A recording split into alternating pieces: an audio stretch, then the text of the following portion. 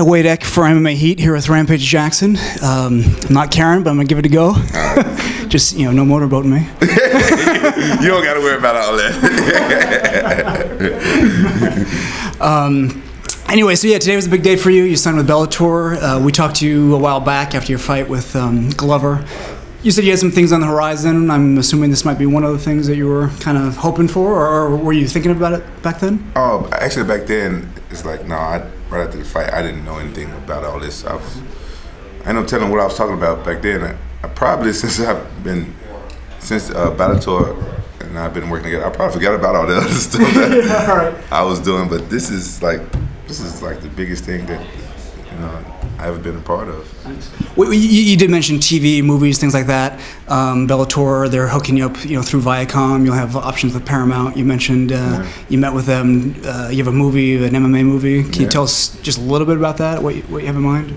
Well, I don't know how much I should give away about the MMA movie because it's like my baby. I wrote it like I think I wrote it like 2 years or so ago, and I think that if it's done right, I think the MMA fans are really going to enjoy it. But since I'm not a script writer, the people with Viacom, like they're going to give me someone who's that's what they do. They write scripts. Polish it. Help me come in and write it and put it. So you have a template, and then they're going to flush it out. Yeah, it's just so. And what I will say is I'm going to use a lot of my guys, my teammates, and stuff. I wrote myself into the starring role, and I wrote the movie to where maybe it can have a sequel if the people like the story, then they want to get to know the character more. Then I wrote it to where you can do a sequel and stuff. But I can't say it. Some of it is kind of true. All right. It's like it's a movie, but it's based off some real shit that happened to me in Japan, kinda, sorta. All right. It's crazy. Nice. Any, I have to ask, may there be a role for a curly-haired reporter in there? Who knows? You know what I'm saying? It's gonna be like some fight scenes, like It's gonna be like it's gonna be some fight scenes, so it's gonna be extras and stuff. And everything. But you're gonna use some real fighters versus actors, all actors. It's got to be some actors in there, but I would say most of the cast won't really be actors. It be like fighters in my team because it's basically like we don't have to act because this stuff is real. It's like I'm coming at it like different part of MMA that no one has captured. Well, yeah, and I think for true MMA fans, the most frustrating thing is to watch a movie and there's actors that don't know what they're setting up, and you're thinking there's no way in hell you're going to pull an armbar off like that. You're not setting up right. You're not. So it'll be great to see some real authentic fight scenes. Yeah, it's these people are going to be like, wow, this. If it's done right, I don't want to jinx it. I don't want to like give it away. I'm a perfectionist. I just want everything to be just right. Tomorrow you're going to be going to Atlanta for TNA Impact Wrestling, making your first appearance there. I know this is a big deal for you. You mentioned how you grew up wanting to be a professional wrestler, how you're probably just taking a bunch of photos for Instagram. What are you most excited about doing tomorrow? Well, I'm really excited about just meeting the people that I'm going to be working with and them getting to know me and stuff like that. Who knows how people feel about you? It's one thing I know about this journey in life. You never know how people feel about you, and you know what I'm saying, and what people know about you or what people think they know about you. So I could go over there and it could be one of the things like, what the hell are you doing here? I just been excited to get to know everybody and see what's up and see how I can bring my energy over there and stuff like this to see where I fit in. Do you think you'll have any kind of a hazing you have to go through to kind of prove yourself as a pro wrestler? I'm pretty sure. Like, come on, like just like when Brock came over to MMA, you know how people. Right. So it's like reverse. Sure. I got to learn to do all that stuff, the stuff they've been doing and stuff like that. So I'm just like when I went to K1 the first time I fought in K1, people were like, MMA guy come over. So it's like I've been there before, so. I'm gonna come, but what I'm gonna do is I'm gonna work hard and give them 100% of my attention and not act like I know it all. And I'm gonna learn as much as I can learn about pro wrestling as I can, so I can, entertain the fans. Because a lot of kids over there and watch that. I love kids. I'm a big kid. You know what I'm saying? So I think I can come up with something cool to entertain the kids and stuff over there. And how does the wrestling, professional wrestling, how does the training differ? You know, a lot of people might wonder that. You know, obviously for MMA you have to do some things. For professional wrestling, I mean, you have to be in shape to do these crazy throws and jumps. And those guys are great athletes. I haven't trained pro wrestling yet because I haven't trained yet. But from what I've heard is I got to learn how to fall and I got to learn how to bounce off the ropes and all different stuff. There's a lot of little tricks to pro wrestling, so I have to learn that stuff. But I haven't started. I just honestly I don't know. I mean, are there MMA schools and camps? I mean, are there? Do they have camps set up? They'll hook you up with trainers. And partners, yeah. They have a school out in Kentucky or somewhere like that, if I'm not mistaken. And then they have and they said they was gonna. They said like me because I'm busy with doing a whole lot of stuff. I still got my gym and Mission Viejo and stuff in there. So Rampage Fitness. Rampage Fitness Academy.com. And we now selling gears. Have geese and gears. Never mind. No, but you know, I got a bunch of kids. Am I going off camera? No, you're good. You know, I got a bunch of kids myself, so I can't be away from them too long. So they're gonna bring some. They might bring somebody to me and. One of the pro wrestling Chavo, he actually lived close to me. We work out together at 24 Hour Fitness by my house. So, oh, really? So, you know, he's going to help me out and stuff like that, so it'll be cool. You put on a show for all the people in the gym there, huh? No, it's just the weight this gym. I suck at lifting weights, so I'm just in there like doing my stuff. Now, the UFC, you were a UFC light heavyweight champion. I overheard that a lot of people don't know, and I didn't either. You actually have a Pride Championship belt. You're the last champion there. You have that.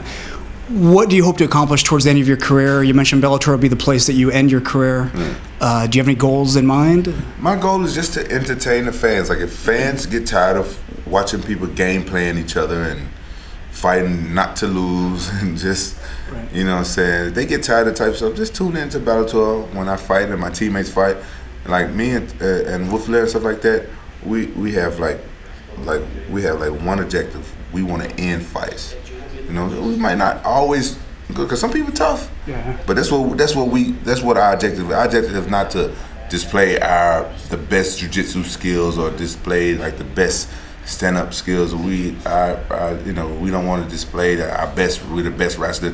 We want to just go out there and take the other guy out. And it makes for an exciting fight a lot of times. And sometimes we may fall short, but we ain't gonna cry about it.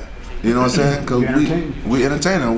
We're what MMA used to be, the Wolfler. That's what we are. We're what MMA used to be. We go out there and fight. You know what I'm saying? That's what made MMA popular. Right. You know what I'm saying? People didn't start watching MMA. Oh, this guy has a great game plan. You know what I'm saying? That's not what made MMA popular. But you know what I'm saying? We want to keep the true things that made MMA popular. You know what I'm saying? In the Wolfler. That's what if they want to come see some exciting fights. Tune into what Wolfler got going on with Bellator. You mentioned the Undertaker. For wrestling, the Undertaker was, you know, someone you really looked up to. He's a badass. You kind of want to have a finishing move yourself. Can you tell me a little bit, maybe what your finishing move might be? I don't know the name of it. All right. But you know what I'm saying. Did you want to demonstrate on the table here? I do want to demonstrate on somebody. But I remember when Undertaker was the master of pain. Okay. He had this one move because he used to wrestle in Memphis.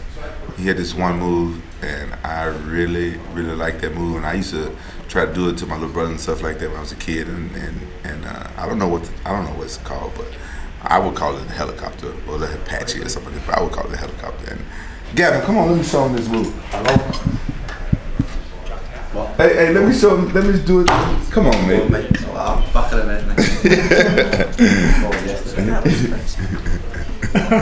It's a real cool move. It's like where you pick them up like you're gonna power bomb them and you put them on your shoulder and you spin them around and they go flying there like this.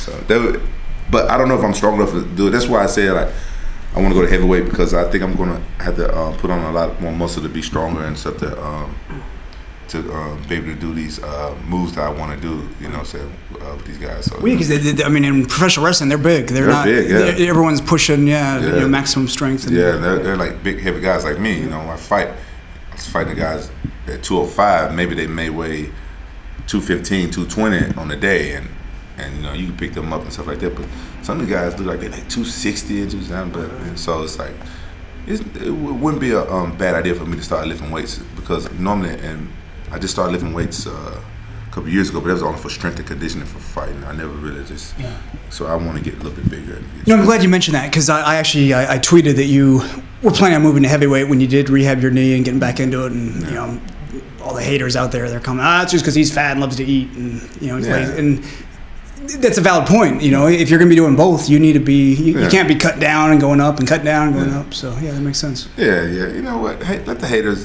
hate. Let them say whatever. Yeah, I am fat. Yeah. So what? I do love to eat. I'm a human being. Who gives a fuck? So yeah, you have a 35th birthday coming up. Yeah. What's the celebration? What are you going to do? I'll probably go to Vegas and hang out for a little bit. Yeah. Yeah. Get drunk. The usual.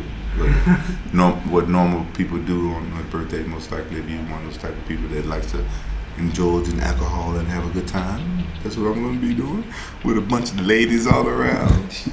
Oh yeah, except for the girl from Two Girls in One Cup, she's not invited.